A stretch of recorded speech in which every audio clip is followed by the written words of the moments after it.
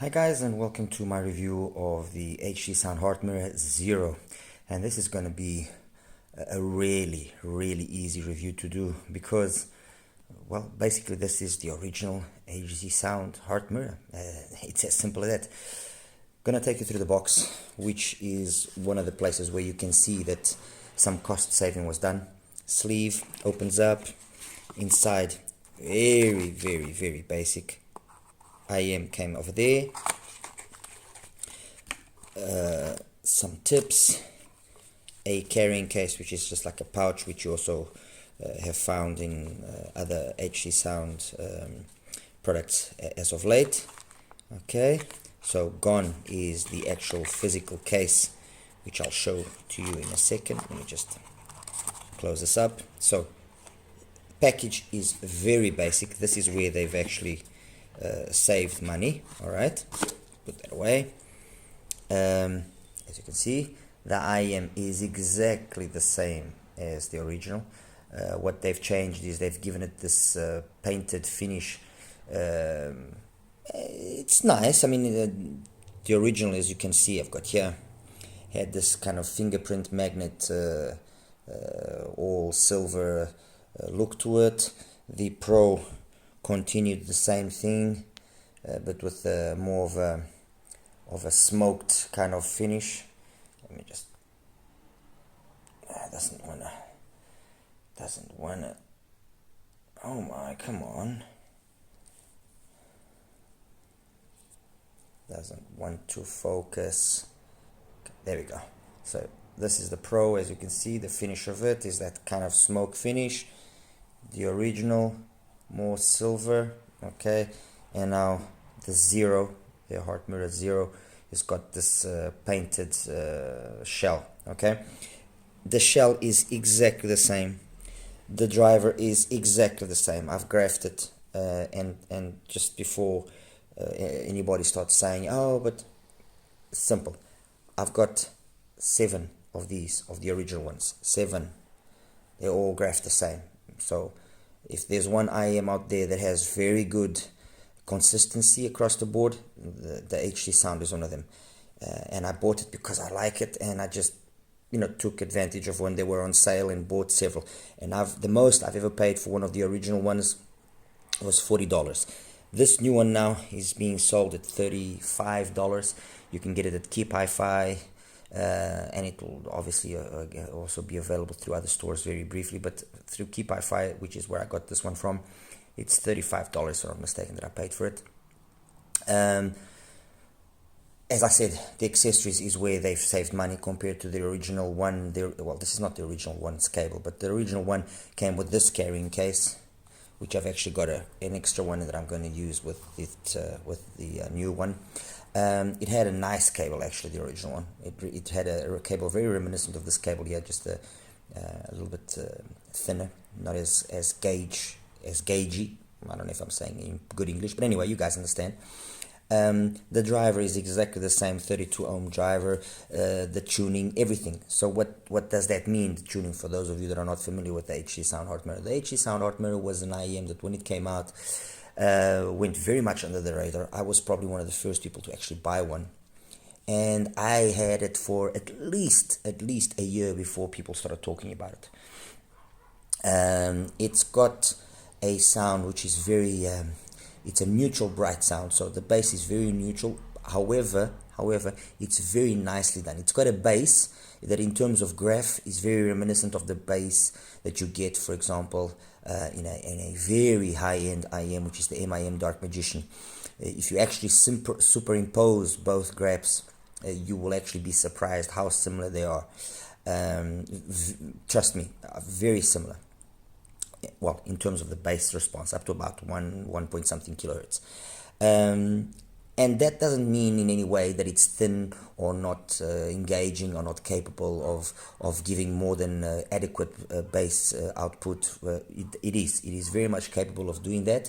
It does it very well, actually. I never encountered any issues with it not being capable of keeping up. Of course, obviously, it's not a bass head IM, but that was not the premise of the original HZSound. The premise of the original HZSound was to give you a a take on what XINHS did with the original T2, which was detailed, very capable, very technically capable IEM, detailed, clean sounding IEM, and they took that formula basically that the XINHS had on the original T2, and they gave it their own little take on it. And we must remember, this is an IEM that came out more or less at the time of the Blonde 03. So you had the two polar opposites. Blonde 03, a more organic sound, a more old school kind of sound, a more, let's say, valve, okay, tube amplifier kind of sound, thick in the bass, but with great mids, great tonality, a little bit unpolished up in the top end, but it was overall, and is overall still a very nice IEM. Honestly, I still have sometimes difficulty in understanding how some hardcore people can say that the Blonde 03, sucks and it's not good.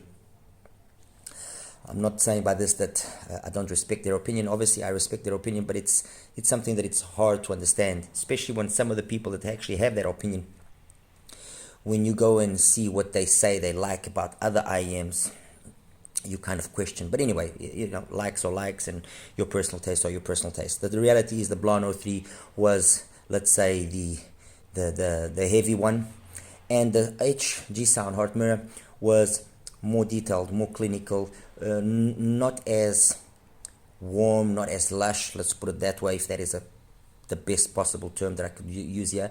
So it was the opposite. They were good complements to each other, okay? And the other third one that was then a nice complement to this duo was the T2 Plus.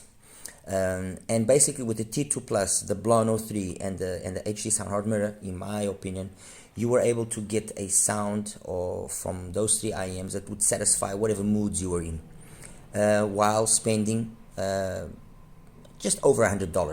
There was a point in time where you could have bought the Blonde 03 at roughly $25, $26. This you could have bought it for $40, and the T2 as well at around, the T2 Plus at around $45. So you could have basically had the cake and eat it for just above $100. Yes, fine, the original T2, people complained that the treble was maybe sometimes a little bit harsh, but again, some of those complaints came from people that are known for being people that like a bright presentation, and they were making comparisons of the HZSound HeartMirror with very high-end IEMs. That it's just I don't know. Like I said, I respect, but I sometimes don't understand the comparisons made. The Zero is exactly the same thing. The Zero has got very nice bass. It's clean, it's detailed, it's fast, all courtesy of the CNT driver that they're using. The mids are fine, although you see graphically a little bit of ups and downs. It's nothing too dramatic. It doesn't really affect, doesn't really show. There isn't really any signs of sibilance, honestly, at least with the stuff that I usually hear. In terms of the highs, it's got plenty extension, plenty extension, nothing there as well in any way lacking. It is a really nice sounding IEM.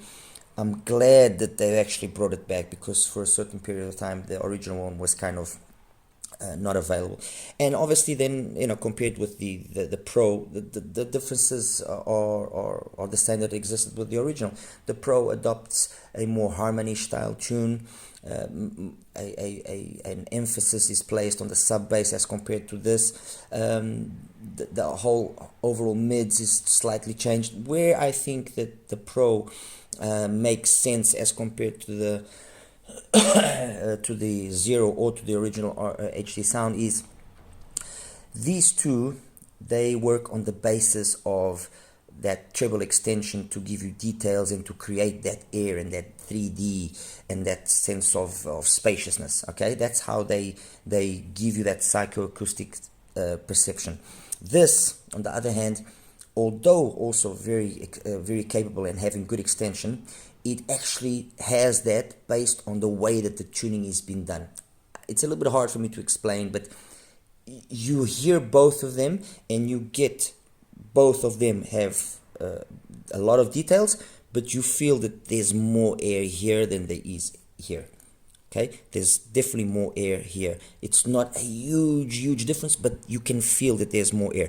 Obviously you have to choose a song which is not going to be very bass heavy, otherwise the bass over here will overpower the bass there, and you'll kind of not be able to pick up on that feature. So in essence, guys, if what you're looking for is a nice treble focused, mid-focused, treble focused IM, but that it's not going to try and kill you, it's not splashy, it's not aggressive in the treble, that does all of those, that does that part of the spectrum in a nice, clean, detailed manner, and you know, you want to spend around $35, this is an option. I'm not even, honestly, if you guys want, I can, but I'm not gonna compare this with, for example, the Cadenza, which is now, let's say, the under $50 Rage, or the C2. I'm not, because although I can if you guys ask me to, because this is for those people that know what the HeartMirror was and like the HeartMirror, and for some reason just weren't able to get an original and want to now rekindle that experience. So you got the Zero now to do it with, and that's it, guys. I'll show you now the graph so you guys can have a quick idea of what I'm talking about, and yeah, I'll see you in the next one. Take care. Hi guys, so here's the graph section now of the HZSound HeartMirror ZERO. This is the graph of the Zero, and in itself I think it's quite explanatory. Like I was saying, the bass is nice and neutral, no real emphasis on nothing, no bleeding into the mid, so it's all about being clean, detailed, and following up on what I had mentioned about it having some MIM Dark Magician genes. That's it. I think I don't need to say much. Basically, it's the same bass as the Dark Magician, just that the Dark Magician is toned down slightly, from 1 to 8K, but it graphs basically the same, people. You can see, just less energetic. Actually, I'm actually gonna work on retuning an HZSound so that I can kind of emulate more the MIM Dark Magician. So compared to the original one, this is the original, and as you can see, it's exactly the same. This difference that you see here, okay, is honestly not perceptible. I actually graphed another one of the HZSounds that I have. This one has a different tip, but in the meat and potatoes of the response, which is up to about 8, you can see everything is kind of the same. And even compared, this last one compared to the first one that I graphed, it's also, I mean, this here, at least myself, with my hearing, I cannot really perceive any difference. It sounds the same to me, the same. So that's the original, this is the Zero, and this is the Pro. Let me just take the original out so we can just compare the Zero with the Pro. And as you can see, the Pro obviously has got a big increase on bass. We're talking about 8 dB increase in, right at the end, tapering down about at 100 Hertz, there's about 3 dBs more. So it's a nice big chunk of increase. The rest of the mids then is done about the same. The way that it pin again is also done the same, just that it kind of plateaus a little bit more across here. And then this difference here is where you then notice what I was talking about that sensation of 3D being done more on the basis of it genuinely being there and being done by the tuning, and not being done by the treble or the amount of treble that the actual Zero has, or the original HZSound have. And yeah, that's it, guys. This is basically it. Like I said, if you guys really want me to compare it with the Cadenza and with the C2, I'll more than gladly do it. The truth is, the Zero is the original HZSound, and it's what it is. To say that it's better than a C2, or to say that it's better than a Cadenza, or worse, or it's different. It's like I like sometimes saying, it's different ways of making chocolate cake. That's what it is. Anyway, guys, as always, any questions, please ask me. I'll do my best to reply as quickly as possible. I apologize because I know I have a lot of questions I've been asked over the last couple of days, but I've also been trying to do basically a review a day to catch up with the stuff that has been left behind. And I don't accumulate reviews to do, so I'll do my very best to reply to everybody. My apologies to those that I still haven't replied to, and you know, like, subscribe, you know, all of that helps me grow my channel. If you guys still haven't figured it out, I do this for true passion. That's what it is. I love this hobby. I love earphones. I love music. I love sound.